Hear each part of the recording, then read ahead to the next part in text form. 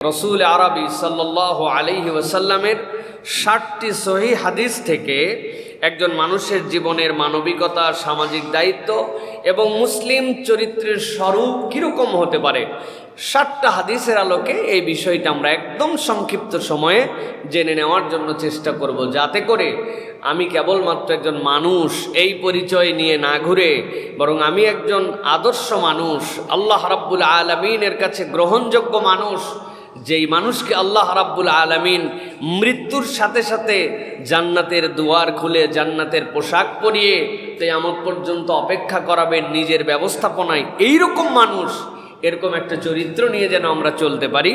সেই জন্য আমরা আজকে যে কথা শুনবো সেটি হচ্ছে রাসূল আরবি সাল্লাল্লাহু আলাইহি ওয়াসাল্লামের ৬০টি হাদিসের আলোকে একজন মানুষের মানবিক, সামাজিক এবং মুসলিম হিসাবে প্রাইম তার কতগুলো দায়িত্ব আছে, এইটা আমরা জেনে নেওয়ার জন্য চেষ্টা করব ইনশাআল্লাহ। ১ নম্বরে যেটা রাসূল আরবি সাল্লাল্লাহু আলাইহি ওয়াসাল্লাম ছোট্ট কথায় একটা হাদিস বলেছেন, তিনি ছিলেন জাওয়ামিউল কালিম, অল্প কথায় অধিক প্রকাশ করার ক্ষেত্রে আসমানের নিচে জমিনের উপরে আল্লাহর নবীর মতো ব্যক্তিত্ব সম্পন্ন কোনো সৃষ্টিকে আল্লাহ সৃষ্টিই করেন নাই। সুবহানাল্লাহ, তিনি হচ্ছেন সর্বকালের সর্বশ্রেষ্ঠ সৃষ্টি। অল্প কথায় যিনি এত বলে গেছেন যে তার ২ বাক্যের কথা কিয়ামত পর্যন্ত ব্যাখ্যা হতেই থাকবে, কিন্তু এর ভিতরের রস, এর ভিতরের মজা, এর ভিতরে শিক্ষা ফুরাবে না। সুবহানাল্লাহ।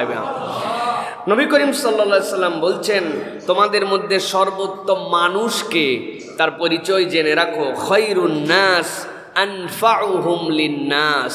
মানুষের মধ্যে উত্তম মানুষ তো সে যে মানুষের মধ্যে অপর ভাইয়ের জন্য কল্যাণ করে। সুবহানাল্লাহ।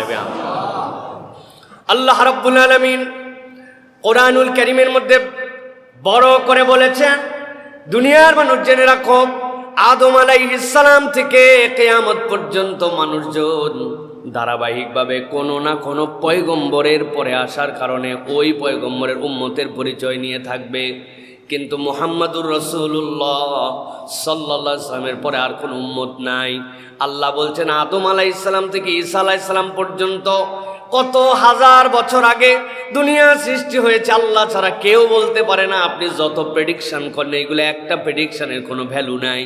আল্লাহ রাব্বুল আমিন ছাড়া এটা কেউ জানে না কত দিনে সৃষ্টি হয়েছে, কত মানুষ এসেছে, কত পয়গম্বর আল্লাহ প্রেরণ করেছেন, কিন্তু আল্লাহ গ্যারেন্টি দিচ্ছেন, যত উম্মত আসুক আর যত পয়গম্বর আসুক, কুনতুম খায়রা উম্মাতিন উখরিজাত লিন্নাস। আল্লাহ বলছেন, আমি আল্লাহ তোমাদের জন্য জানায় রাখলাম, উম্মতে মুহাম্মদীকেই আমি শ্রেষ্ঠ উম্মতের মর্যাদা দান করেছি। কেন এই মর্যাদা দান করা হলো? আল্লাহ নিজেই ব্যাখ্যা করে দিয়েছেন, উখরিজাত লিন্নাস। তুমি কেবল তোমার জন্য সৃষ্টি হও নাই, তুমি কেবল তোমার পার্সোনাল লাইফের জন্য সৃষ্টি হও নাই, উখরিজাত লিন্নাস, তুমি মানবতার জন্য সৃষ্টি হয়েছ। আল্লাহ রাব্বুল আমিন বলছেন, এই মর্যাদা যেটা তোমাকে দেওয়া হলো, হাবিবে করিম নবী সাল্লাল্লাহু আলাইহি ওয়াসাল্লাম সেটার ব্যাখ্যা করতেছেন, তুমি কেমনে তোমার সেই মর্যাদাটা ধরে রাখবা। আল্লাহ বলছেন, তোমাদের মধ্যে উত্তম মানুষ যে মানুষের জন্য সৃষ্টি হয়েছে, ওই মানুষের কাজ কি হবে? আল্লাহ নবী বলছেন, খায়রুন নাস আনফাউহুম লিন্নাস। যেই মানুষ তার চিন্তা, চেতনা, মেধা, মনন, তার কর্মপরিধি, তার বাস্তবতায় অপর ভাইয়ের কল্যাণ চিন্তা নিজের মধ্যে রাখবে, আল্লাহ বলছেন, নবী আপনি জানাই দেন, ওইটাই হচ্ছে দুনিয়ার মধ্যে শ্রেষ্ঠ মানুষ। সুবহানাল্লাহ। আপনার ধ্যান, জ্ঞান, চিন্তা, চেতনা শ্রেষ্ঠত্বে যদি যেতে হয়, অ্যাজ এ হিউম্যান বিইং হিসেবে আল্লাহর কাছে যদি আপনাকে উপস্থাপিত হতে হয়, আপনার চিন্তা থাকবে যে আমার দ্বারা মানুষের জন্য সবচেয়ে বেশি কল্যাণ কিছু হয়, সেই চেষ্টাটাই হবে আমার কাজ। সুবহানাল্লাহ।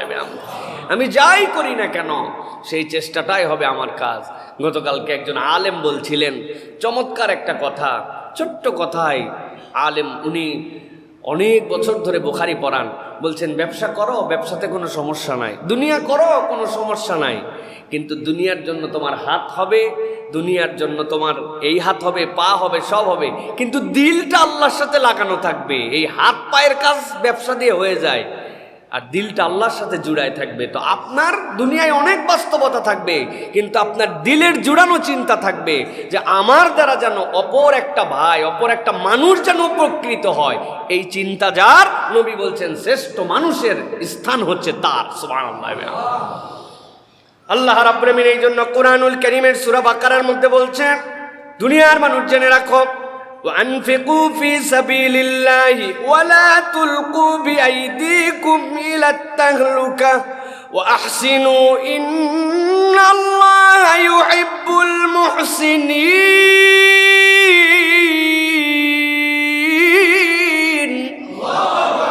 আল্লাহ বলছেন, ও দুনিয়ার মানুষ, আমি আল্লাহ তোমারে সম্পদ দিলাম, আমি আল্লাহ তোমারে আবার নির্দেশ দিলাম, আমার দেওয়ার সম্পদ থেকে তোমার দায়িত্ব হচ্ছে আনফিকু ফি সাবিলিল্লাহ, আল্লাহ রাস্তায় ব্যয় কর বান্দা, ব্যয় কর। এই সম্পদকে কুক্ষিগত করে রাখিস না, মনে করিস না এই সম্পদের মালিক তুই বান্দা। আল্লাহ রাব্বুল আলামিন বলছেন, ওয়ালা তুলকু বিআইদিকুম ইলাত তাহলুকা, নিজে নিজেকে ধ্বংসের রাস্তায় ঠেলে দিও না, নিজেকে নিজে ধ্বংসের পথে নিমজ্জিত করে দিও না, খারাপ জিনিস গ্রহণ করো না, খারাপের সাথে সম্পৃক্ত হয়েও না, যেইটা তোমার স্বাস্থ্যের জন্য ক্ষতি, সমাজের জন্য ক্ষতি, অপর ভাইয়ের জন্য ক্ষতি, এরকম কোনো কিছু তুমি গ্রহণ করবা না। আল্লাহ রাব্বুল আলামিন বলছেন, ওয়াহসিনু, আর আমি রব তোমার জন্য দায়িত্ব দিয়ে দিলাম, বান্দারে সৎ কর্ম অবলম্বন করো। ইন্নাল্লাহা ইউহিব্বুল মুহসিনিন, আল্লাহ রাব্বুল আলামিন সৎ কাজওয়ালা বান্দাকে পছন্দ করে। অতএব 1 নম্বর সূত্র আমাদের জীবনে সব সময় মনে রাখতে হবে যে আমি মানুষ, এই মানুষের মানদণ্ডে আমি আসি না নাই। আমার দ্বারা যদি অপর মানুষের কল্যাণ চিন্তা হয়, কল্যাণের প্রচেষ্টা থাকে, আমি জ্ঞান অর্জন করছি কেন? অপর ভাইয়ের যেন কল্যাণ হয়। আমি ব্যবসা করছি কেন? আমি জনপ্রতিনিধিত্ব করছি কেন? আমি ইঞ্জিনিয়ার হওয়ার চেষ্টা করছি কেন? আমি ব্যাংকার হওয়ার চেষ্টা করছি কেন? রুটি রুজি সব জায়গার থেকে আসবে, কিন্তু আমার সামগ্রিক চিন্তা থাকবে দুনিয়ার সম্পদ, দুনিয়ার অবস্থান, দুনিয়ার এই ব্যাপ্তি বড় সংক্ষিপ্ত, কিন্তু এই সংক্ষিপ্ত সময়ের জন্য যদি 3-4টা বাড়ি লাগে, হাজার হাজার টাকা ব্যাংক ব্যালেন্স লাগে, এত পরিশ্রম লাগে, তাহলে ওই পারের জন্য আমার ডিপোজিট কি? ওই পারের ডিপোজিট যদি কেউ বাড়াতে চায়, আল্লাহর নবী বলতেছেন সে যেন অপর ভাইয়ের কল্যাণ চিন্তা করে, কল্যাণের চেষ্টা করে। এই কল্যাণ চেষ্টা, ফিকির, চিন্তা, নিঃস্বার্থ এই অবদানটুকুই কিয়ামতের দিনে তার জন্য অ্যাসেট হয়ে যাবে। সুবহানাল্লাহ। তাহলে এটা 1 নম্বর হাদিস আমাদের জন্য। প্রিয় ভাইয়েরা, আজকে আমরা দেখতে পাই আমাদের সমাজে শিক্ষিত লোকের অভাব নাই, কিন্তু ধনীর অভাব নাই, কিন্তু উপকারী মানুষের বড় বেশি অভাব হয়ে গেছে। উপকারী মানুষ এখন আমাদের সমাজ থেকে কমে যাচ্ছে। মানুষ মানুষের উপকারের চিন্তা করে না, শুধু নিজে কিভাবে বেঁচে যাব এরকম চিন্তা করি আমরা। প্রিয় ভাইয়েরা, এই জন্য উপকারের অনেক লেয়ার আছে। উত্তম পরামর্শ দিয়েও মানুষের উপকার করা যায়, মানুষকে অর্থবিত্তে দুর্বল হয়ে গেলে তাকেও সহযোগিতা করা যায় নানানভাবে। সাহাবায়ে কেরাম থেকে এমন এমন হাদিস আসছে অবাক করা। এক সাহাবী ওয়েল এস্টাবলিশড, অন্য কাজ তিনি করেন, হঠাৎ করে তিনি ব্যবসা করা শুরু করলেন। অন্য সাহাবায়ে কেরাম জিজ্ঞাসা করলেন, আপনি ব্যবসা করতেছেন, ব্যাপারটা কি? বলে, আল্লাহর নবীর একটা হাদিস আমল করার জন্য ব্যবসা করতেছে। কি? বলছে, আল্লাহর নবী বলেছিলেন যে তোমার কাছে যদি কোনো অভাবগ্রস্ত আসে আর সে যদি তোমার সাথে কেনা বেচা করার পরে সুযোগ চায়, তাকে তুমি একটু ফুরসত দিও, তাকে একটু সুযোগ দিও। সব মানুষের প্রয়োজন অনেক সময় থাকে, কিন্তু ওই প্রয়োজন মিটানোর জন্য তার ওই সময় হাতে হয়তো ক্যাপাসিটি থাকে না। এই সুযোগ যদি কেউ দেয়, আল্লাহ কিয়ামতের দিনেও তাকে সুযোগ দান করবেন। বলে, এইটা তো আমার অন্য কাজ করে হয় না। এই জন্য আল্লাহর নবীর হাদিস অনুযায়ী কিছুদিন ব্যবসা করে কিছু মানুষজনকে এরকম সুযোগ দিয়ে আপাতত ব্যবসা ক্লোজ করে দিয়েছে, ওদের সময় মতো আমার তারা টাকা পরিশোধ করবে। সাহাবায়ে কেরামের মেন্টালিটি কেমন ছিল যে কিভাবে মানুষের উপকার করা যায়, এই চিন্তা তাদের মধ্যে ছিল। আল্লাহ রাব্বুল আলামিন যেন আমাদেরকে এই চিন্তা করার মতো মন মানসিকতা দান করেন। প্রিয় ভাইয়েরা, এটা গেল 1 নম্বর। 2 নম্বরে নবী করিম সাল্লাল্লাহু আলাইহি ওয়াসাল্লাম বলছেন, তোমাদের জন্য দায়িত্ব হচ্ছে লা ইউমিনু আহাদুকুম হাত্তা ইউহিব্বা লিআখিহি মা ইউহিব্বু লিনাফসিহি। ততক্ষণ পর্যন্ত দুনিয়ায় কেউ প্রকৃত মুমিনই হতে পারবে না যতক্ষণ পর্যন্ত না সে নিজের জন্য যা পছন্দ করবে তার ভাইয়ের জন্যও তাই পছন্দ করবে। সুবহানাল্লাহি ওয়া বিহামদিহি। কি ব্যাখ্যা এটার? এইটার ব্যাখ্যা মুহাদ্দিসিনে কেরাম নানানভাবে বলেছেন প্রিয় ভাইরা, নানান ধরনের ব্যাখ্যা তারা দিয়েছেন। কীরকম চিন্তা ভাবনা? নবী করিম সাল্লাল্লাহু আলাইহি ওয়াসাল্লাম আপনার আমার জন্য বলে রাখলেন যে তুমি তোমার অপর ভাইয়ের জন্য, তোমার জন্য যে চিন্তা করো অপর ভাইয়ের জন্য সেই চিন্তাটুকু করো। দেখেন আধুনিক সময়ে আমাদেরকে অনেকে পরামর্শ দেন যে আপনি কেমন আপনার ছেলের বউয়ের সাথে আচরণ করবেন। তাহলে আপনি আপনার মেয়েকে কোনো বাড়িতে বিয়ে দেওয়ার পরে আপনার মেয়ের সাথে যে আচরণটা এক্সপেক্ট করেন, আপনি আপনার ছেলের বউ তথা বৌমার সাথে ওই আচরণ করলেই সমাজ অটোমেটিক সুন্দর হবে। আপনি আপনার ছেলের বউ, তারে আপনি গুনতেছেন না, তারে আপনি সামাজিক যে মর্যাদা সেই মর্যাদা তাকে দেন না, তার সাথে আপনি খটোমটো আচরণ করেন, তার বাড়ির থেকে আপনি কিছু প্রত্যাশা করেন, বিভিন্ন ধরনের আচরণে কথায় তার পরিবারকে খোটা দেন। আপনি জাস্ট সিম্পল চিন্তা করেন যে আল্লাহ আপনাকে একটা কন্যা সন্তান দিয়েছে, আপনি বিয়ে দিয়ে দিয়েছেন, এখন আপনি বাপ মা, আপনি কি ওই পরিবার যদি আপনার নামে খোটা দেয়, আপনার মেয়ের কষ্ট দেয়, আপনার মেয়ের গায়ে উত্তম মাধ্যম দেয়, নানান কথাবার্তায় তার পরিবার নিয়ে, তার বংশ নিয়ে, তার পিতামাতা নিয়ে কথা বলে, আপনি কি সহ্য করতে পারবেন? আপনি সহ্য করতে পারবেন না। এই রকমভাবে আল্লাহ নবী সাল্লাল্লাহু আলাইহি ওয়াসাল্লামের এই হাদিস বোঝা সহজ। আল্লাহ নবী সাল্লাল্লাহু আলাইহি ওয়াসাল্লাম এই জন্য বলছেন তুমি তোমার জন্য যেটা পছন্দ করো তোমার অপর ভাইয়ের জন্য সেটা পছন্দ করে নাও। এইটা যদি হয় তাহলে আল্লাহ রাব্বুল আলামিন তোমাকে একজন উত্তম মানুষ হিসেবে গ্রহণ করে নেবেন। এটার আবার মাদ্রামুর দিকে নিয়ে যাওয়া যাবে না। এক ক্লাসের মধ্যে 4-5টা খারাপ ছাত্র ছিল, তারা কোনোভাবেই লাইন মতো আসে না। তো একদিন স্যার এসে বলতেছে, স্যার সব ভালো আর আমরা কয়জন বান্দর পিছনে বসে বদমাইশ, এভাবে তো চলে না। বলে তারপরে তোমরা কি করলে? কয় আমরা চিন্তা করলাম একটা পরিবর্তন দরকার। কি পরিবর্তন? এরপরে আমরা সামনের বেঞ্চে যারা ভালো ভালো ছাত্র ছিল তাদের সাথে চলাফেরা, ওঠা বসা সব শুরু করলাম। স্যার তো বিরাট উৎসাহী যে যাক কিছু একটা হয়েছে। কয় তারপরে কি হলো? কয় যতগুলা ভালো ছেলে ছিল সব আমাদের মতো খারাপ হয়ে গেল। এখন আমরা যদি মনে করি যে বাস্তবতাটা এইরকম যে সমাজের মধ্যে আমরা খারাপ কিছু করব, ওই খারাপটা আমার জন্য যেহেতু পছন্দ করি তাহলে অপরের জন্য খারাপ, আমিও চিটিংবাজ, অপরের জন্য চিটিংবাজি পছন্দ করি, এটা মানুষের তবিয়ত হতে পারে না, এটা মানুষের ফিতরাত হতে পারে না। মানুষের ফিতরাত কি হবে? সে তার উত্তমটুকু নিজের জন্য পছন্দ করবে, তার ভাইয়ের জন্য উত্তমটুকু পছন্দ করবে। নবী করিম সাল্লাল্লাহু আলাইহি সাল্লাম বলছেন লা তাদখুলুনাল জান্নাতা হাত্তা তুমিনু, ঈমানদার না হলে তুমি যেই হও না কেন জান্নাতে প্রবেশ করতে পারবা না। ওয়ালা তুমিনু হাত্তা তাহাবু, আর তুমি মুমিনই হতে পারবা না যতক্ষণ তোমরা ঈমানদাররা একজন আরেকজনকে ভালো না বাসবা। নবী করিম সাল্লাল্লাহু আলাইহি ওয়াসাল্লাম এরপর একটা ঔষধ দিচ্ছেন, প্রাথমিক ঔষধ তোমাদের জন্য বলে দিলাম। আলা আদুল্লুকুম আলা শাইইন ইযা ফাআলতুমুহু তাহাবাবতুম, এমন কোন আমল কি প্রাথমিকভাবে তোমাদেরকে বলে দিব নাকি যেইটা করতে শুরু করলে পরস্পর তোমরা ভালোবাসতে শুরু করবে, ভালোবাসলে ঈমান আসবে, ঈমান আসলে জান্নাতে যাওয়ার রাস্তা সুগম হবে। নবীজি সাল্লাল্লাহু আলাইহি ওয়াসাল্লাম বলছেন আফসুস সালাম বাইনাকুম, ঈমানদাররা নিজেদের মধ্যে সালামের ব্যাপকতর প্রচলন করে দাও, এটার দ্বারা তোমাদের মধ্যে আল্লাহ ভালোবাসা সৃষ্টি করে দিবেন, এই ভালোবাসা তোমাদেরকে জান্নাতে নিয়ে যাবে। সালাম মানে কি? সালাম মানে হচ্ছে আপনি তার জন্য দিল থেকে কল্যাণের দোয়া করছেন, রহমতের দোয়া করছেন, বরকতের দোয়া করছেন আপনি। এটা ফেক নয়, এটা ঠোঁট থেকে নয়, ভিতরে কলিজা পুড়ে যায় আর উপরে দেখা হলে বলে আসসালামু আলাইকুম, ভিতরে তো মনে করেন শেষ, ওর জন্য হিংসা বিদ্বেষ, অন্তর অপরিষ্কার, কিন্তু উপরে বলছে এই ফেক নয়, বরং দিল থেকে তুমি যদি তার জন্য এই দোয়া করো তাহলে আল্লাহ রাব্বুল আলামিন তোমার নিয়ামত বাড়ায় দিবেন। সুবহানাল্লাহ। একটা ভিডিও দেখলাম, পাগল ছাগলে তো দেশ ভরা। ইন্ডিয়ার এক পাগল ছাগল নাকি ফোনকে জিজ্ঞাসা করছে আসসালামু আলাইকুম, বললে ফোন উত্তর দেয় ওয়ালাইকুম আসসালাম, কিন্তু তাদের একটা বিখ্যাত ডায়লগ আছে ইন্ডিয়ানদের, পার্শ্ববর্তী দেশের, কিন্তু সেইটা বললে সেটার উত্তর আর দেয় না সে। এই জন্য সে খুব রাগ যে আইফোন সহ এগুলো ফোন নিষিদ্ধ করা দরকার, যে আমাদের এইরকম একটা মারদাঙ্গা স্লোগান দিলাম, সেই স্লোগানের কোনো উত্তর আসলো না। প্রিয় ভাইয়েরা, সালাম ইউনিভার্সাল বিউটি, এই সালাম দিয়ে ঈমান আনছে, এরকম ঘটনাও আছে এই দুনিয়াতে যে সালামের বিউটি শুনে বাপ মারা গেছে, সকালবেলা দারোয়ান বলছে গুড মর্নিং, বলছে আমার বাপ গত রাত্রে মরছে, আজকে আমার কেমনে গুড মর্নিং হয়?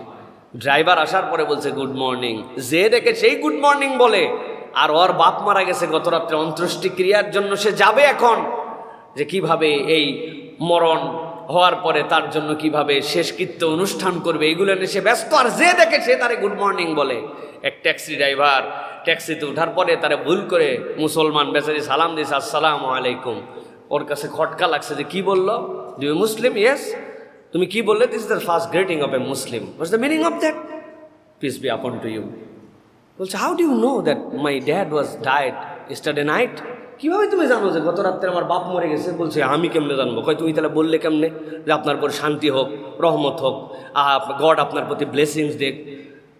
এই কথাটা তার দিলের মধ্যে দাগ কাটছে যে মুসলমানদের ব্যাপারে এত অপপ্রচার শুনি, এত বাজে কথা শুনি, মুসলিমরা এত কিছু। তার নাম্বারটা রেখে দিছে, অনেক দিন পর তার সাথে যোগাযোগ আবার করছে। ওই যে বিউটি অফ ইসলাম, সালাম, যে সে জানে না কিছু না, কিন্তু তার উপরে এমন একটা কথা বলছে যেই কথাটা তার মনোরাজ্যে বিশাল প্রভাব বিস্তার করছে। এরপরে সেই ব্যক্তিটা মুসলমান হয়ে গেছে। সুবহানাল্লাহ।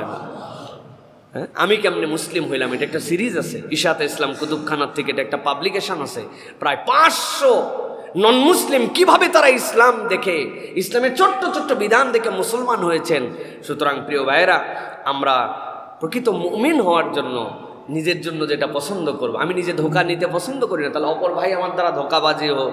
আমি নিজে ভেজাল খাওয়া পছন্দ করি না, আমার ভাই কেমনে আমি তার কাছে ভেজাল বিক্রি করব। আমি কারো কাছ থেকে ধোঁকা নিতে পছন্দ করি না, আমি কেমনে তারে ধোঁকা দিব। এই মেন্টালিটি যদি আমাদের মধ্যে আসে তাহলে পরিবর্তন সম্ভব। তাছাড়া এইটা পরিবর্তন আমাদের মধ্যে সম্ভব হবে না। নবী করিম সাল্লাল্লাহু আলাইহি ওয়াসাল্লাম উসুল বলে দিয়ে গেছেন এইটা। প্রিয় ভাইরা, বাজারের মধ্যে বাজার করছে, বাজার করার পরে ছোট মাছ, পাতাশি মাছ, অনেক দামি মাছ, এখন 1 কেজি পাতাশি মাছ কিনছে 1200 টাকা দিয়া।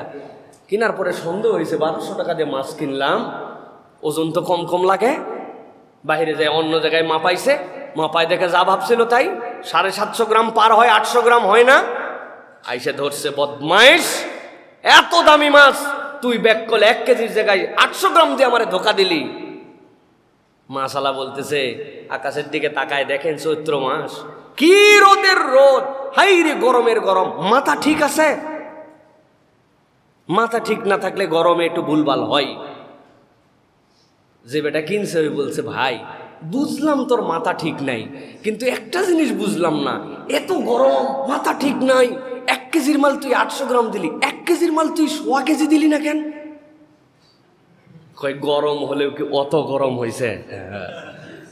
গরম হলে অত গরম হয় না। এই যে ধোঁকাবাজি, আপনি আপনার নিজের জন্য এটা পছন্দ করবেন না, অথচ আপনি ওজনে কম দিয়ে দিচ্ছেন, আপনি ফাঁকি দিয়ে দিচ্ছেন, আপনি মানুষকে এমন বাজে জিনিস খাওয়াচ্ছেন যেটা আপনার সন্তানকে আপনি ওই বিষ পান করাবেন না, অথচ আপনি বিষ দিচ্ছেন। আপনি কলার দোকানদার, আপনি কার্বাইড দিয়ে আপনি জেনে বুঝে ঘরের মধ্যে বন্ধ করে দিয়ে আপনি বিষাক্ততা দিয়ে সেটা পাকায় দিচ্ছেন। আপনি জেনে বুঝে আমের একটু চেহারা বাড়ানোর জন্য, চকচকা করার জন্য, একটু বেশি দিন যেন এটা থাকে, ওর মধ্যে এমন বিষাক্ততা দিচ্ছেন ওটা হাজার ধুয়ে ওখান থেকে যায় না।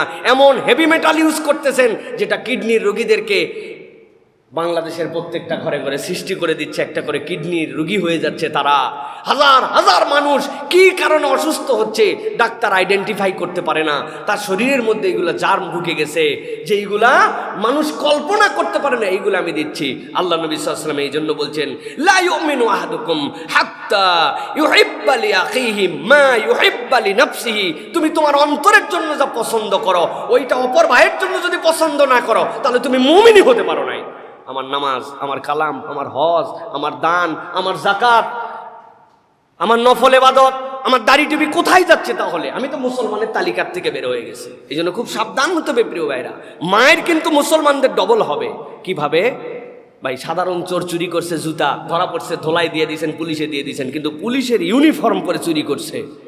চিন্তা করেন, এরপরে ধরে 1 চক্কর মার, পরে দেখে এটা ভুয়া, পুলিশই না, ইউনিফর্মের 2 নম্বর। তাহলে মায়ের কি পরিমাণ হবে বুঝেন তো আপনি? যে তুই বেটায় একে তো চুরি করছিস, আবার 2 নম্বর আইনের লোকের পোশাক পরে তুই 2 নম্বরই চুরি করছিস, এই পোশাকটা পর্যন্ত ভুয়া পুলিশ তুই। তা আমি ডাঁটে বলে যাচ্ছি, আমি মুসলমান, ইয়াকা না'বুদু ওয়া ইয়াকা নাস্তাইন, আল্লাহ একমাত্র তোমারই ইবাদত করি, তোমার কাছেই একমাত্র আমি নিবেদন করতেছি, সাহায্য চাচ্ছি। আল্লাহ বলছেন পুরা ধরিবাজ, ও মানুষকে ঠকায়, ধোকা দেয়, খাদ্যে ভেজাল দেয়, 2 নম্বর করে, অপর ভাইয়ের অকল্যাণ চিন্তা করে, নিজের জন্য যা পছন্দ করে না নিজে ওইটা দেখলে খাবে না। ফুচকার দোকানদার নিজের দোকানের ফুচকা খায় না, কারণ হে যে জিনিস দিয়ে বানাচ্ছে, টক নামে যা খাওয়াচ্ছে, এগুলো ডায়ালাইসিস রোগীর জন্য ব্যবহার হয়, কৃত্রিম কিডনির ব্যবহারের জন্য যে সকল মেডিসিন ব্যবহার হয়, একটা মানুষ কোন রুচিতে ওইটা দিয়ে দিচ্ছে। চিজ নামে যেটা খাওয়াচ্ছে মানুষকে, ওটা আপনার রুচি হবে না। কি মানুষ মুমিন পরিচয় দিচ্ছি, ইমানদার পরিচয় দিচ্ছি। এই জন্যই অনেকেই বলে, আমিও মাঝে মাঝে বলি, ইসলাম আমাদের কাছে আছে কিন্তু আমরা মুসলমান হতে পারি নাই। আর অনেক বিধর্মী দেশে তাদের কাছে ইসলাম নাই কিন্তু তারা মুসলমানিত্ব নিয়ে আসে। কথা ঠিক কিনা? পরিবর্তন হতে হবে প্রিয় ভাইয়েরা। এই জন্য পরিবর্তন এটা কেবল আমাদের জন্য, আমার জাতি বাঁচানোর জন্য, ইমান বাঁচানোর জন্য, জান্নাত জাহান্নামেরই প্রশ্ন এটা। আপনার এই ভেজাল এবং এই হারাম, এখান থেকে আল্লাহ আমাদের যেন বোঝার তৌফিক দান করেন। প্রিয় ভাইয়েরা, এটা আমাদের জন্য খুব গুরুত্বপূর্ণ বিষয়। প্রিয় ভাইয়েরা, 2 নম্বর বিষয় গেল। 3 নম্বর যেটা সংক্ষেপে বলি, সেটা হচ্ছে নবী করিম সাল্লাল্লাহু আলাইহি ওয়াসাল্লাম আমাদের জন্য একটা প্রাইম টাস্ক দিয়েছেন মানবিক সামাজিক মুমিন হওয়ার জন্য। নবী বলছেন, মান কানা ইউমিন বিল্লাহ ওয়াল ইয়াউমিল আখির ফালইউকরিম জারাহ। কেউ যদি আল্লাহর প্রতি বিশ্বাস করে আর যদি কিয়ামত দিবসে তার ভরসা থাকে, সে যেন তার প্রতিবেশীকে সম্মান করে, সে তার প্রতিবেশীর সাথে যেন উত্তম আচরণ করে। সুবহানাল্লাহ বিহামদি। আজ আমরা দেখতে পাই আমাদের প্রতিবেশী ক্ষুধার্ত থাকে, আমাদের প্রতিবেশী এমন অবস্থায় থাকে, আমাদের প্রতিবেশীর এমন দুর্দশা থাকে, আর তার পাশে অট্টালিকা নিয়ে একজন থাকে। নবী করিম সাল্লাল্লাহু আলাইহি সাল্লাম বলছেন, কেউ যদি পেট ভরে খেলো আর তার প্রতিবেশী অভুক্ত থাকলো, আল্লাহ রাব্বুল আলামিনের কাছে সে ঈমান নিয়ে উঠতে পারবে না। প্রিয় ভাইরা, বড় ভয়ঙ্কর বিষয়। নবী করিম সাল্লাল্লাহু আলাইহি ওয়াসাল্লাম বলছেন, জিবরাইল আমিন এসে আমাকে এতবার বলতে শুরু করলেন, ওয়াজারুকা ওয়াজারুকা ওয়াজারুক, আপনার প্রতিবেশী, আপনার প্রতিবেশী, আপনার প্রতিবেশী। আমার মনে হলো যে আমার মিরাসনামায় উত্তরাধিকার সম্পদ বন্টনে মনে হয় প্রতিবেশীকে উত্তরাধিকার বানায় দেওয়া হবে। এত বেশি আমার প্রতিবেশীর ব্যাপারে সতর্ক করার জন্য জিবরাইল আমিন আমাকে এসে বারবার বলেছেন। প্রিয় ভাইয়েরা, এই জন্য আমাদের প্রতিবেশীর প্রতি সম্পর্ক বাড়ানো। নবীজি বলছেন, আয়েশা তুমি তোমার গোশতের মধ্যে ঝোল বাড়ায় দাও, তোমার প্রতিবেশীর কাছে পাঠাও। ইয়া রাসূলুল্লাহ, আমার কাছে কিচ্ছু নাই, একটা মাত্র নেহারির হাড্ডি আছে, নলা, ওর সামনের দিকেও কিছু নাই, পিছন দিকেও কিছু নেই। বলে তোমার একটা নলা হলেও তোমার প্রতিবেশীর কাছে পাঠায় দাও, এটা আল্লাহ দেখবেন, তোমার দেখার দরকার নাই। এই যে হুব, এই যে মোহাব্বত, এই যে পারস্পরিক ভ্রাতৃত্ব, প্রত্যেকের প্রতিবেশী আমরা। এই সার্কেলটা যদি আমরা বুঝে ফেলতাম, এই ইকোসিস্টেম যদি বুঝে ফেলতাম, দুনিয়া সুন্দর হয়ে যেত। এখন প্রতিবেশীর সাথে প্রতিবেশীর লাগালাগি, পানি ফেলা নিয়ে, সানসেট বাড়ানো নিয়ে, কমন ওয়াল নিয়ে, বাউন্ডারি ওয়াল নিয়ে, অ্যাডজাস্টার নিয়ে, 1 বিঘা জমি নিয়ে, 4 আঙ্গুল সানসেট নিয়ে কথা বলে না, নিজেদের সাথে সম্পর্ক নাই, পাশাপাশি থাকে চেনে না, সামনের ফ্ল্যাটে বসবাস করে 7 দিন হয়ে গেছে মৃত্যুবরণ করছে, পচা গন্ধ পাওয়ার পর ওই ফ্ল্যাট ভেঙে তার লাশ বের করতে হয়েছে, অথচ তারা খবর রাখে না। এটা কি বাস্তব না অবাস্তব? বাস্তব। অথচ নবী করিম সাল্লাল্লাহু আলাইহি ওয়াসাল্লামের কাছে আয়াতে কারিমা আসলো। আয়াতে কারিমার পরে নবী করিম সাল্লাল্লাহু আলাইহি সাল্লাম বললেন, ওয়াল্লাহি লা ইউমিনু, ওয়াল্লাহি লা ইউমিনু, ওয়াল্লাহি লা ইউমিনু। কিলা মান ইয়া রাসূলুল্লাহ, কে ইমানদার হতে পারলো না, মুমিন কে হলো না, কার ইমান নাই বলতেছেন ইয়া রাসূলুল্লাহ আল্লাহর কসম করে করে? নবীজি বলছেন, আল্লাযী লা ইয়ামানু জারুহু বাওয়াইকাহু, যার অনিষ্ট থেকে তার পরশী নিরাপদ না, সে যত বড় মুমিনের পরিচয় দেখ, সে ইমানদার হতে পারে না। আমার অনিষ্ট থেকে, আমার কষ্ট দেওয়া থেকে, আমার আচরণ থেকে, আমার বিহেভিয়ার থেকে আমার পরশী মুক্ত নয়। আমি মুমিন পরিচয় নিয়ে আসি, তার সাথে কোনো সম্পর্ক নাই, তার সাথে কোনো দেখা সাক্ষাৎ নাই। এই হচ্ছে সমাজের বাস্তবতা। এটা হচ্ছে পুঁজিবাদী সমাজ, এটা হচ্ছে আধুনিক সাম্রাজ্যবাদী সমাজ, এটা হচ্ছে আধুনিক এখনকার সময়ের যে যার নফস নিয়ে বাঁচবে এই সমাজ। কিন্তু রাসূলুল্লাহ সাল্লাল্লাহু আলাইহি ওয়াসাল্লামের সমাজ এইটা ছিল না। আল্লাহ রাব্বুল আলামিন বলছেন, একটা আয়াতে কারিমা ছোট্ট শুধু একটা কথা বোঝানোর জন্য বলি। আল্লাহ রাব্বুল আলামিন কোরআনুল কারীমের সূরা নিসার 36 নম্বর আয়াতের মধ্যে বলছেন, ওয়া'বুদুল্লাহা ওয়া লা তুশরিকু বিহি শাইআন ওয়া বিল ওয়ালিদাইনি ইহসানা। আল্লাহ রাব্বুল আলামিন বলছেন, আমি তোমাদের জন্য দায়িত্ব দিলাম, আল্লাহর ইবাদত করো, তার সাথে কোনো রকম শিরিক করো না। আর এরপরে তোমরা তোমাদের পিতামাতার সাথে ইহসান করো। আল্লাহ এরপরে বলছেন ওয়াবিদিল কুরবা ওয়াল ইয়াতামা ওয়াল মাসাকিন ওয়াল জারি দিল কুরবা ওয়াল জারিল জুনুবি ওয়াস সাহিবি বিল জামবি ওয়াবনিস সাবিল। আল্লাহ বলছেন এরপরে দায়িত্ব দিয়ে দিলাম তোমাদের নিকট আত্মীয়, ইয়াতিম, মিসকিন এবং তোমার নিকট প্রতিবেশী আর দূর প্রতিবেশী, এই মানুষগুলার সাথে আল্লাহ বলছেন আমি আল্লাহ দায়িত্ব দিলাম ইহসান করো। আমি আল্লাহ দায়িত্ব দিলাম এই মানুষগুলার খোঁজ খবর রাখো। ওয়া মা মালাকাত আইমানুকুম, আর যদি তোমাদের অধিভুক্ত কোনো দাস দাসী, চাকর চাকরানি, তোমাদের অধীনস্থ কর্মচারী থাকে, তাদের সাথেও তোমরা উত্তম আচরণ করো। কখনো কোনো অহংকারী, কখনো কোনো উদ্ধত চরিত্রের, নিজে হামবড়াই করে এরকম লোককে আল্লাহ পছন্দ করেন না। রব্বুল আলামিন কঠিন কথা বলেছেন। প্রথমে আল্লাহ দায়িত্ব দিয়েছেন ইবাদত করো। ইবাদতের মধ্যে আল্লাহর সাথে ইবাদতে শিরিক না করা যেরকম দায়িত্ব, বাপ মায়ের সাথে যেরকম সদাচরণ করা দায়িত্ব, নিকট আত্মীয়, দূর আত্মীয়, নিকট পড়শি, দূর পড়শি, তাদের খোঁজ খবর নেওয়া দায়িত্ব। আর মুফাসসিররা বলছেন আল্লাহ শেষে বলেছেন ইন্নাল্লাহা লা ইউহিব্বু মান কানা মুখতালান ফাকুরা। আল্লাহ বলছেন আল্লাহ উদ্ধত অহংকারীকে, আল্লাহ রাব্বুল আমিন দাম্ভিক অহংকারী ব্যক্তিকে পছন্দ করেন না। তার মানে এই কাজ যদি আপনি না করেন, আল্লাহর কাছে আপনি দাম্ভিক হিসাবে পর্যবেসিত হবেন। নাউযুবিল্লাহ। হযরত আয়েশা সিদ্দিকা রাদিয়াল্লাহু তাআলা জিজ্ঞাসা করলেন রাসূলুল্লাহ সাল্লাল্লাহু আলাইহি ওয়াসাল্লামকে, ইয়া রাসূলুল্লাহ, আমার এই দিকেও একটা বাড়ি আছে, এই দিকেও একটা বাড়ি আছে, তাহলে আমার নিকট প্রতিবেশী কে? নবীজি বললেন আকরাবু ইলাইকাল বাব, তোমার কাছে দরজা যেই বাড়ির কাছে, ওইটাই হচ্ছে তোমার নিকট প্রতিবেশী। সুবহানাল্লাহ ওয়া বিহামদি।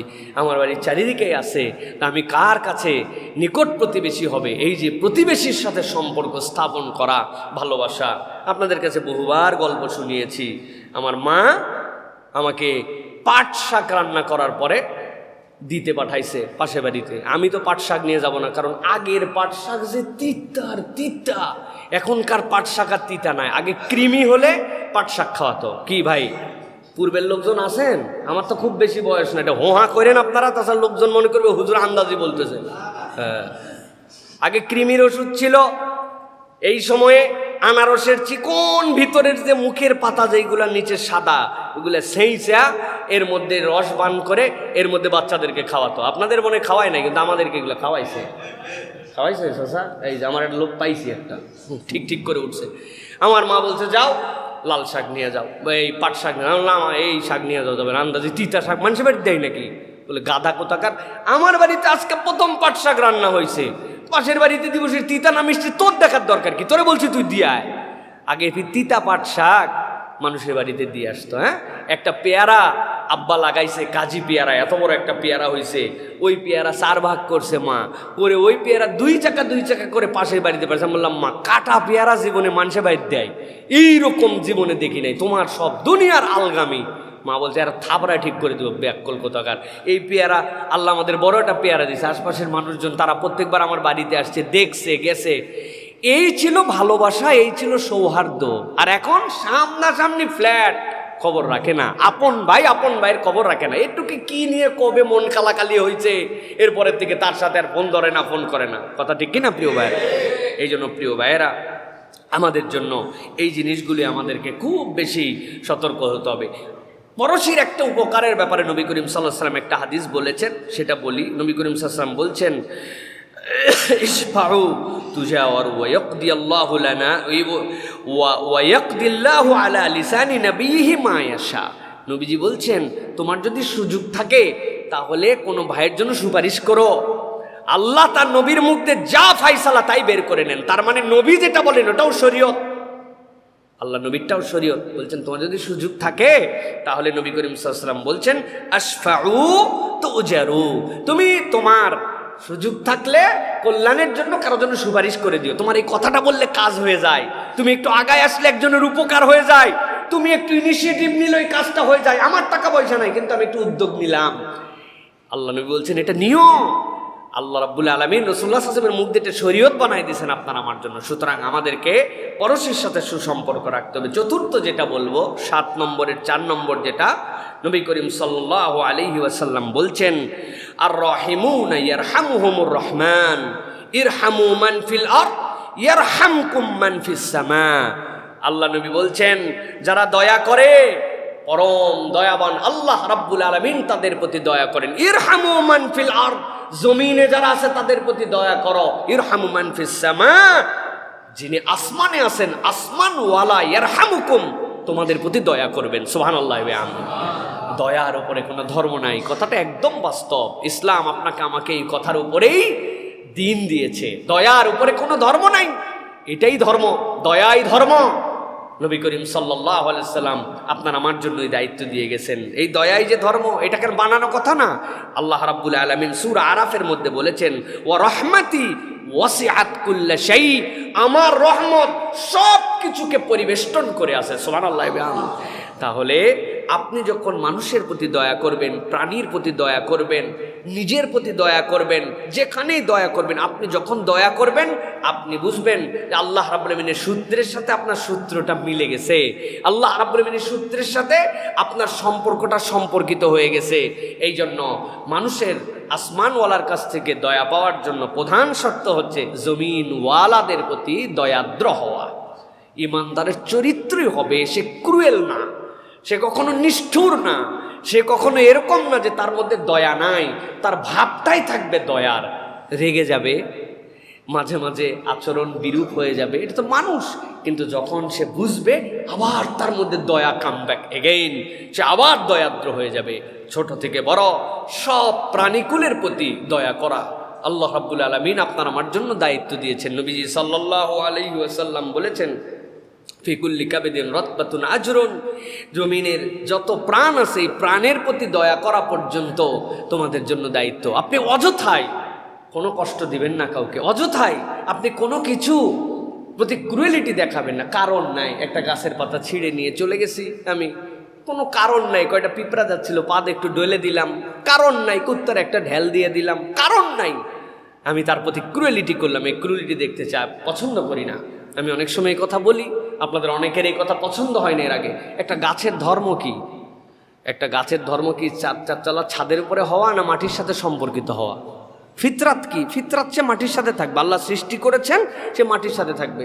মাটির সাথে আসে, পানি পায় নাই, বৃষ্টি হয় নাই, মরে গেছে সে, তার আল্লাহ তাকে গ্রোথ দিয়েছিলেন, সে মরে গেছে ন্যাচারালি। কিন্তু আপনি একটা গাছকে শোভাবর্ধনের জন্য আপনার বেলকুনিতে নিয়ে গেছেন, আপনি ছাদে তুলছেন, ঈদের ছুটিতে আপনি চলে গেছেন, 7 দিন আপনি থাকবেন না, আপনার বাড়ি তালা চাবি দেওয়া, আপনি খুব ভালো করেই জানেন, কিন্তু আপনি দরজা বন্ধ করে দিয়ে চলে গেছেন। গাছগুলো পানি পায় নাই, 4 তলায় 5 তলায় ছাদে মরে গেছে। চিন্তা করছেন গাছই তো, এ কি আবার? না না, আপনি এই পর্যন্ত তোলার জিম্মাদার তাহলে কেন হলেন? ওর ফিতরাত ছিল মাটির সাথে থাকবে। আপনি আপনার শোভা বাড়ানোর জন্য, আপনার অক্সিজেন নেওয়ার জন্য, আপনার বিল্ডিং এর সৌন্দর্য করার জন্য, আপনার বেলকনিকে দেখানোর জন্য আপনি গাছ উপরে নিয়ে আসছেন। অতএব তাকে পানি দেওয়া, পানির ব্যবস্থা করা, সে যেন মরে না যায় আপনার অবহেলায়, এটার দায়িত্ব আপনার। ক্রুয়েলিটির জায়গা এখানেও আছে। আপনি অ্যাকোরিয়াম ফিশ পালন করতেই পারেন, জায়েজ আছে। এই মাস আপনি বাইরে ছেলে দিয়ে মরে যাবে, ওই অ্যাকোরিয়ামের জন্যই তৈরি হয়েছে, আপনি চলে গেছেন। মূল্য আবার নতুন করে কিনবো, কি সমস্যা? কয় টাকার মাছ আছে, আর আপনি গুনে গেছেন কয় টাকার মাছ আছে, কিন্তু ওর মধ্যে প্রাণ আছে, এটা আপনি গুনেন নাই। আল্লাহ রাব্বুল আলামিনের কাছে আপনি ক্রুয়েল হার্ট মানুষ হিসেবে উপস্থাপন হবেন, আপনার বরকত হবে না, আপনার রহম হবে না, আপনার পরিবারের মতো আল্লাহ রাব্বুল আলামিনের রহমত আসবে না। ছোট থেকে ছোট এগুলো বড় বিষয় আমাদের মাথার মধ্যে রাখতে হবে। আমরা যেন ক্রুয়েল হার্ট না হয়, আমরা যেন দয়াদ্র হই। প্রত্যেকটা মানুষ যেন অপরের প্রতি দয়া করতে পারি, প্রাণের প্রতি দয়া করতে পারি, এই দয়াটা যেন আমাদের হৃদয়ের মধ্যে থাকে ইনশাআল্লাহ। আল্লাহ যেন আমাদেরকে দয়া দান করেন। আর এই দয়া শুরু হবে কোথার থেকে? পরিবার থেকে। আপনি বাইরে বিশাল ফ্যান্টাস্টিক মানুষ, ওয়ান্ডারফুল হিউম্যান বিং, বন্ধু বৎসল, কত ধরনের আপনার যে খেতাব আছে, হাস্যোজ্জ্বল, সখী, হাত খোলা, কিন্তু পরিবারে আসার পরে উনি পুরাটার ব্যতিক্রম। স্ত্রী উনার বিহেভিয়ারের কারণে কষ্টে নিভৃতে কাঁদে, উনার আচরণের কারণে ব্যথাতুর, উনার পরিবার ওনাকে পছন্দ করে না, উনি উনার পরিবারের মধ্যে ক্রুয়েল, উনার বাপ মায়ের প্রতি উনার অতটুকু দয়াদ্রতা যেটা দেখানোর কথা দয়াদ্রতা দেখানো নাই। উনি বাহিরে খালি এরকম বিশাল বড় বড় এরকম অনেক রাজকীয় ব্যক্তিরা আছে, দানবীর, বাহিরে দান করে বাম্পার করে ফেলে, কিন্তু পিতামাতার জন্য পরিবারের জন্য যেখানে খরচ করা লাগবে নিকটাত্মীয় গরিবের জন্য সেখানে তার হাত কুঞ্জুসের কুঞ্জুস, এরকম যেন না হয়। অতএব দয়াদ্রতা শুরু হবে নিজের পরিবার থেকে। প্রিয় ভাইরা, পঞ্চম হাদিস যেটা বলবো আপনাদের কাছে, নবী করিম সাল্লাল্লাহু আলাইহি ওয়াসাল্লাম বলছেন, আল মুসলিমু মান সালিমাল মুসলিমুনা মিন লিসানিহি ওয়া ইয়াদিহি। নবী বলছেন মুসলিম তো সে যেই ব্যক্তির হাত দ্বারা এবং যার জিহ্বা দ্বারা অপর মুমিন নিরাপদ। অপর মুমিন যদি তার জিহ্বা দ্বারা নিরাপদ না হয়, তার হাত দ্বারা যদি নিরাপদ না হয়, তাহলে সে মুমিন হতে পারে না। এই হাত মানে ক্ষমতা, এই হাত মানে পাওয়ার। আমি কিছু করলে ওনার কিছু করার থাকে না, এইরকম একটা বড়াই। আল্লাহ নবী বলছেন এটা না, তোমার হাত দ্বারা তোমার জবান দ্বারা যদি অপর ভাই অপর মুমিন নিরাপদ না হয়, তুমি মুমিন হতে পারো না। আর যদি হয়, তুমি আল্লাহর কাছে মুসলিম হয়ে গেছো। সুবহানাল্লাহ। এই জন্য প্রিয় ভাইয়েরা, অপরের কাছে জবান কি? অযথায় কটূক্তি করা, গীবত করা, অযথায় একটুখানি বাজারের মধ্যে একটা ফিতনা তৈরি করে দেওয়া, যেই কথা না বললেও চলতো সেই কথাটা একটুখানি বলে দেওয়া। আমি বলতেই চাই না, আমার 2টা ছেলে আমেরিকায় আছে, বলা বাকি থাকলো কি রে ভাই? আপনি তো বলে ভালাইছেন তো, আপনি সব আপনি বলেন যে আসলে এগুলা কথা বলা ঠিক না, না বলেও পারি না, আল্লাহ মাফ করুক, আপনারা যে গীবত করছেন এই গীবতটা সত্য, তা আপনার গীবত করা বাকি থাকলো কোথায়? আপনি তো সবই বলে ফেলাইছেন কৌশলে। এই যে আমাদের মেন্টালিটি, হ্যাঁ, 2 মুমিন ভাই একসাথে বসলে, 2জন ছাত্র ভাই একসাথে বসলে ওস্তাদের নামে বলা, 3 নম্বর ছাত্রের বলা, তাকরারের হালতে একসময় ছিলাম, একজন ইস্তেঞ্জায় গেছে, ওই ফাঁকে তার নামে গীবত করে নেওয়া। আই কি নবীর হাদিস পড়তে পড়তে, তাফসীর পড়তে পড়তে উনি গীবত করতেছে। আছে কি নাই আমাদের মধ্যে? এটা আমাদের মধ্যে ব্যাপক হারে ছড়ায় গেছে। নবী করিম সাল্লাল্লাহু আলাইহি ওয়াসাল্লাম বলেছেন, আল মুসলিমু মান সালিমাল মুসলিমুনা মিন লিসানিহি ওয়া ইয়াদিহি। তোমার হাত দ্বারা তোমার ভাই নিরাপদ না, তোমার মুখ দ্বারা তোমার ভাই নিরাপদ না, তুমি হুদামিসা কি জন্য মুসলমান নামের পরিচয় দিয়ে আসো? তুমি তো ওই 2 নম্বর পুলিশের পোশাক পরে চুরি করতেছো। তুমি, তোমার মায়ের ডবল হবে, সিঙ্গেল না, বাম্পার ধোলাই হবে তোমার। কেননা তুমি মুমিন পরিচয় দাও না, এটা ভিন্ন কথা। পরিচয় দিয়ে কেন তুমি এই কাজ করলা? অতএব প্রিয় ভাইরা, প্রত্যেককে ফেঁসে যেতে পারি আমরা। আমাদের প্রত্যেককে এই বিষয়ে সতর্ক হতে হবে প্রিয় ভাইরা। এটা আমাদের প্রকৃত মুমিনের পরিচয় হবে। আমার কথা এবং আমার কাজে যেন আমার কোনো ভাই ইন্টেনশনালি যেন আমি তাকে কষ্ট না দেই, এটা হচ্ছে আমাদের জন্য বিশাল বড় একটা দিক প্রিয় ভাইরা। আপনি একবার চিন্তা করেন তো ভাই, একটা পাড়ার সব লোক যদি আমি যেই ধারাবাহিকতায় নবীজি 7টা হাদিস বলতেছি, 6টা এখন পর্যন্ত শুনছেন, একটা পাড়া, একটা মহল্লার লোকেরা যদি এই ফিতরাতওয়ালা হয়ে যায়, ওই পাড়াটা মনে হবে না যে জান্নাতি পাড়া হয়ে গেছে? আপনি কল্পনা করতে পারেন, আপনি একটা ফ্ল্যাটের মধ্যে যদি, একটা অ্যাপার্টমেন্টের মধ্যে যদি এই মেন্টালিটির মানুষ তৈরি হয়ে যায়, তাহলে তো মনে হবে যে এই জায়গাতে কি একটা বৈপ্লবিক পরিবর্তন হয়ে গেছে প্রিয় ভাই। এটা সম্ভব। নবী করিম সাল্লাল্লাহু আলাইহি ওয়াসাল্লাম এটা প্র্যাকটিস করায় দেখাই দিয়ে গেছেন। এই মানবিক সমাজ তিনি ইমপ্লিমেন্টেশন করে দিয়ে গেছেন। ইসলামের কোনো কিছু থিওরিটিক্যাল কেবল নয়, ইমপ্লিমেন্টেশনে আল্লাহ রাসূল সাল্লাল্লাহু আলাইহি ওয়াসাল্লাম এগুলো দেখাই দিয়ে গেছেন প্রিয় ভাইয়েরা। এরপরে নবী করিম সাল্লাল্লাহু আলাইহি ওয়াসাল্লাম বলছেন, ষষ্ঠ যেটা তোমাদের জন্য দায়িত্ব, সেটা কি? ইন্না সিদকা ইয়াহদি ইলাল বির ওয়াল বিররা ইয়াহদি ইলাল জান্নাহ। আল্লাহ নবী বলছেন, নিশ্চয় সত্যবাদিতা তোমাদের কল্যাণের দিকে নেয়, আর কল্যাণ তোমাদেরকে জান্নাতে ঢুকায় দেয়। সুবহানাল্লাহ। হাদিসের মোরাল কি? মোরাল হচ্ছে মুমিন সত্যের পক্ষে থাকবে, সত্য কথা বলবে, এর বিপরীত যা কিছু তার সাথে তার সম্পর্ক থাকবে না। সত্য এবং সত্যবাদিতার পক্ষে সেই ব্যক্তি থাকবে। মুমিন দুনিয়ায় এসপার ওসপার হয়ে যাবে, সে কখনো মিথ্যার দিকে যেতে পারে না। কিন্তু আপনি খেয়াল করে দেখেন, আজকের দুনিয়া যত কিছু, আপনি যদি বলেন দুর্নীতি, ঘুষ, প্রতারণা, আমানতের খেয়ানত, এগুলো কিভাবে হয়েছে ভাই? সব কিছুর সাথে মিথ্যা জড়িত, কথা ঠিক কিনা? আপনি যা কিছু দেখবেন সব কিছুর সাথে মিথ্যা জড়িত। এবং সবচেয়ে মিরাকলিক ব্যাপার, আপনি দেখবেন আল কিযব উম্মুজ যুনুব, বলা হয় না যে মিথ্যা হচ্ছে পাপের মা। বলার কারণ কি ভাই? এই মিথ্যা আরো নতুন নতুন মিথ্যাকে ভূমিষ্ঠ করে। এটার ব্যাখ্যা জানেন? এটার একটা ছোট্ট ব্যাখ্যা আছে আমার কাছে, একদম ছোট্ট, লেম, এর থেকে নিচের ব্যাখ্যা আর নেই। 1 লক্ষ কয়েক টাকা হাওলাত নিয়েছে একজনের কাছে, পাওনাদার আসলে সে টাকা দেয় না, চালাকি করে, মিথ্যা কথা বলে। তো একদিন পাওনাদার তার বাড়িতে এসে ডাক দিছে, আসেন আসেন ভাই। ভেতরে ওই লোক আছে, কিন্তু বাইরে আসার সাহস করতেছে না, এখন টাকা দিতে পারবে না, ওয়াদা খেলাপকারী। ভিতরে তার ছোট বেটা আছে, বেটারে বলছে যায় বল যে আব্বা বাড়িতে নাই। ও দরজা খুলে বলছে যে চাচা আপনি তো আব্বারে ডাকতেছেন, আব্বা বললো আব্বা বাড়িতে নাই। এখন আব্বা বললো আব্বা বাড়িতে নাই, এই কথা যদি বেটা বলে, এরপরে বোঝেন তো ভাই এই মিথ্যাকে প্রতিহত করার জন্য আপনার কি পরিমাণ আরো মিথ্যা বলা লাগবে। এই জন্য মিথ্যা কেবল মিথ্যায় সৃষ্টি করে যায়। এই জন্য ইমানদারের চরিত্র হবে, কখনো আমরা মিথ্যার সাথে থাকবো না। আপনি 3 দিন প্র্যাকটিস করেন, 7 দিন প্র্যাকটিস করেন, আমার জবান মিথ্যা মুক্ত করে দিব। নবী করিম সাল্লাল্লাহু আলাইহি ওয়াসাল্লাম আরো ভয়ঙ্কর ভয়ঙ্কর কথা বলছেন। সব গন্ধ আমরা শুনতে পাই না, সব কিছু আমরা দেখতে পাই না।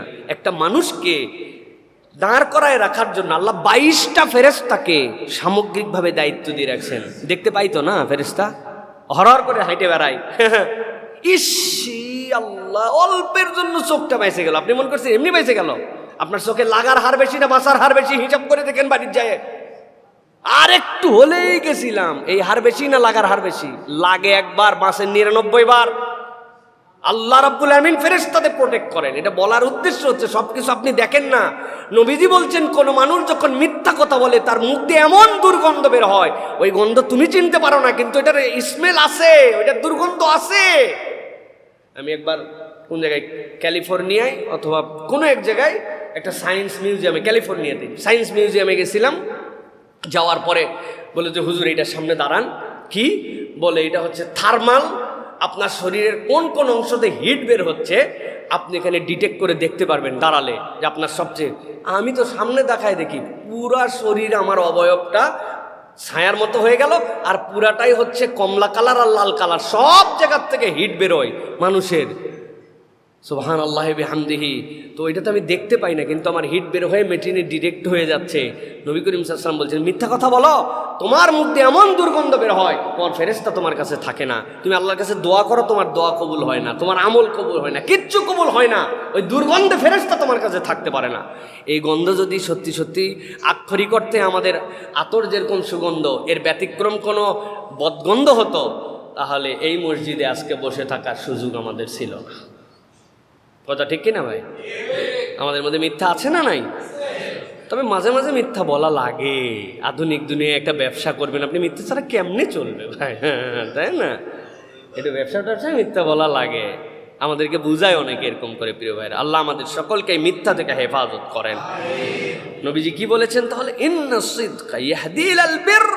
তুমি সত্যবাদীদের সাথে থাকো, সত্যবাদিতার সাথে থাকো, তোমাকে নেকির পথে নিয়ে যাবে এই সত্যবাদিতা। ওয়াল বির ইয়াহদি ইলাল জান্নাহ, এই নেক তোমাকে জান্নাতে ঢুকায় ছেড়ে দিবে। সুবহানাল্লাহি বিহামদি। তরিকা একদম সহজ, একদম সহজ। ষষ্ঠ যেটা নবী করিম সাল্লাল্লাহু আলাইহি ওয়াসাল্লাম 7ম নম্বরে যেটা বলছেন, আজকে যেটা বলে শেষ করব, সেটা হচ্ছে নবী করিম সাল্লাল্লাহু আলাইহি ওয়াসাল্লাম বলছেন ইত্তাকিল্লাহ হাইসুমা কুনত। যেখানেই থাকো, যে হালতেই থাকো, আল্লাহকে ভয় করো। আল্লাহ নবী সাল্লাল্লাহু আলাইহি ওয়াসাল্লাম বলছেন ওয়াতবি'আস সাইয়্যাত। আর তোমরা মন্দ কাজ যদি হয়ে যায়, এটার সাথে একটা কাজ করো, আল হাসানাত তামহুহা। তোমরা এই মন্দ হয়ে গেলে ভালো কাজ করো। নিশ্চয়ই জেনে রাখো, মন্দের পরে কল্যাণকর কাজ তুমি যদি করো, তাহলে ওই মন্দকেই কল্যাণ মিশাই দিবে। এইটাকে ডাস্টারের মতো, এইটাকে আল্লাহর পক্ষ থেকে তোমার আমলনামা থেকে দূর করে দিবে। সুবহানাল্লাহি বিহামদি। নবী করিম সাল্লাল্লাহু আলাইহি ওয়াসাল্লাম বলছেন ওয়া খালিকিন নাসা বিখুলুকিন হাসান। আর জেনে রাখো, তোমরা মানুষের সঙ্গে উত্তম আচরণ করো। এই মানুষের সাথে উত্তম আচরণ যদি করো, এটাও তোমার গুনাহকে মুক্ত করে দিবে। সুবহানাল্লাহি বিহামদি। আল্লাহ রাব্বুল আমিন কোরআনুল কারীমের মধ্যে আপনার আমার জন্য জানায় দিচ্ছেন, মানুষকে আল্লাহ রাব্বুল আমিন ডাক দিয়েছেন ইয়া আইয়ুহাল ইনসান বলে। যারা আরবির পণ্ডিত তারা বলেছেন ইনসান শব্দটা 2টা শব্দ থেকে আসতে পারে। একটা হচ্ছে নিসিয়ান, মানে এই মানুষগুলা হচ্ছে ভুলে ভরা। আরেকটা হচ্ছে উনাস, উনাস মানে হচ্ছে ভালোবাসায় ভরা। রব্বুল আলামিন যে মানুষকে ইনসান বলে ডাক দিলেন, যে শব্দকে চয়েস করলেন এখান থেকে, তার মানে মানুষের ভুল হবেই। মানুষ ভুলে ভরায় মানুষ, এটাই মানুষের জিন্দেগি। কিন্তু আল্লাহ রাব্বুল আমিন একটা কৌশল বলে দিচ্ছেন। আল্লাহ বলছেন আকিমিস সালাতা তারাফাইন নাহারি ওয়া যুলাফাম মিনাল লাইল। ইন্নাল হাসানাতি ইউযহিবনাস সাইয়্যাত যালিকা যিকরা লিয-যাকিরিন।